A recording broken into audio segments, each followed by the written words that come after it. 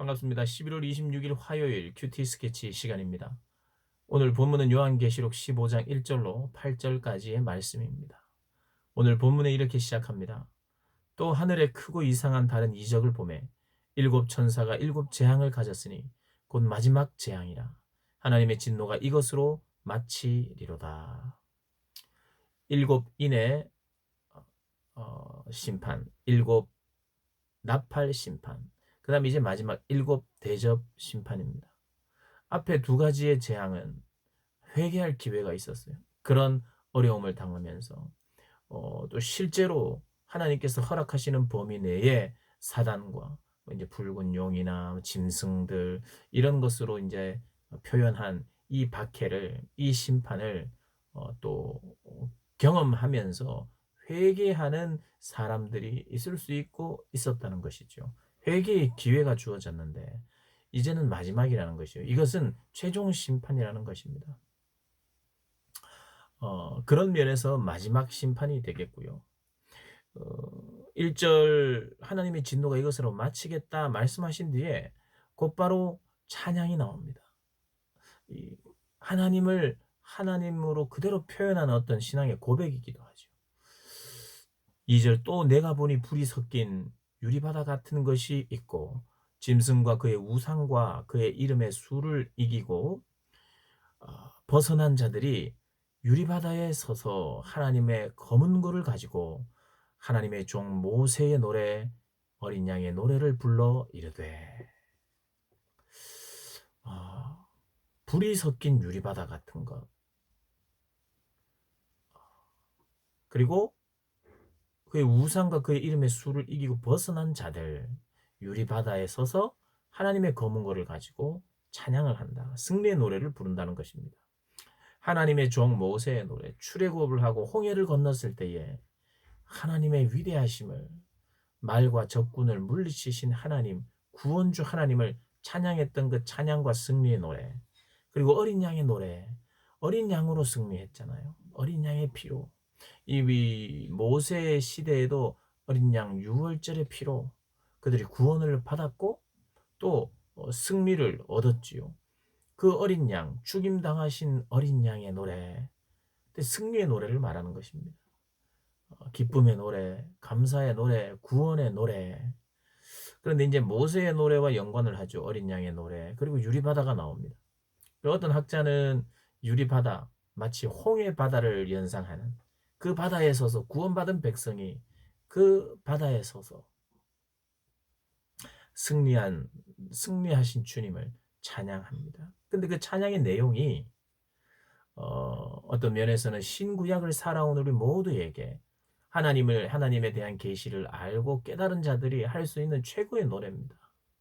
뭐냐면 주 하나님 곧 전능하신 이시여. 전능하신 하나님인 거예요. 전능하신 하나님. 그분의 하시는 일이 크고 놀랍다는 거예요. 그리고 그분은 만왕의 왕이라는 겁니다. 만국의 왕이시여 주의 길이 의롭고 참되시도다. 주님의 길만 의롭다는 겁니다. 주여 누가 주의 이름을 두려워하지 아니하며 영화롭게 하지 아니하오리이까. 오직 주만 거룩하시나이다. 다른 대상과 비교 불가한 이름이라는 거예요. 오직 주님. 주의 의로우신 일이 나타났음에 만국이 와서 주께 경배하리다. 찬양받기에 합당하신 주님이신데 모든 열방이 주께 돌아와 주님을 경배할 것입니다. 경배할 것입니다. 경배해야 합니다. 만왕의 왕이시여 전능하신 하나님이십니다. 주님의 이름과 같은 분이 없는 거예요. 그래서 이 모세가 출애굽을 경험한 이스라엘 백성들, 모세를 필두로 한 이스라엘의 출애굽의 경험, 구원의 경험을 노래한 노래. 그리고 이 땅을 살아가는 하나님을 믿고 주님을 배반하지 않는 자들이 부르는 그 승리의 노래, 그 가사 가운데 그분의 전능하심, 만왕의 왕 되심, 비교 불가한 주의 이름, 경배와 찬양받기에 합당하시며 모든 열방의 하나님이심을 선포하는 그런 일이 심판과 더불어 지금 나타나고 있어요. 계속 우리가 주목해서 봐야 될 것은 그냥 계속해서 하나님이 막 그냥 심판만 하고 그냥 하나님이 그냥 너무 화가 나가지고 화를 주체하지 못해서 그냥 확 퍼부어 버리는 것이 아니에요. 놀랍게도 침착합니다. 요한계시록은 굉장히 하나님의 진노와 어떤 하나님의 그런 환한 모습을 이렇게 표현하기보다 하나님이 굉장히 감정적인 분이 아니라는 것을 계속 보여주고 있어요. 하나님은 찬양받기 합당하시고 한편으로는 찬양과 영광을 받으시고 그 찬양과 영광을 받기에 합당하시기 때문에 그리고 더 찬양받으실 분이기 때문에 심판하신다는 거. 이것을 계속해서 그 심판 때마다 나오고 있어요. 그리고 그분의 심판은 옳다고 말하는 것입니다. 옳다고. 찬양합니다. 그래서 굉장히 절차가 있는 것 같아요. 굉장히 침착하게 진행이 되고 하나님의 계획 가운데 있었고 하나님의 인내, 하나님의 오래 참으심의 결과임을 요한계시록을 보면 알 수 있어요. 하나님이 성난 하나님으로 주체하지 못하는 그래서 다른 이 사람들이 화를 내면요. 보통 어떤 집단의 오너가 화를 내면 모든 사람이 분위기가 쏴해집니다. 그리고 뭐 잘하던 사람도 어, 이렇게 기죽게 되어 있고. 근데 하나님은 그런 분이 아니에요. 다른 사람들 기죽이고 다른 사람들 분위기 쏴하게 만드는 그런 화가 아닙니다. 그의 사랑하는 백성들에게 한없는 그의 승리한 순교자를 비롯한 승리한 성도들에 대한 따뜻함 그리고 그를 사랑한 사랑이 또 나오고 또 그들의 찬양을 받으시면서 하나님의 심판이 함께 있다는 것.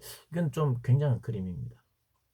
그러면서 이 모든 심판은 하나님의 뜻이었으며 하나님의 계획이었고 하나님의 절차였음을 알려주는 단어가 뭐냐? 일곱 천사가 재앙을 내리는데 성전으로부터 나와요.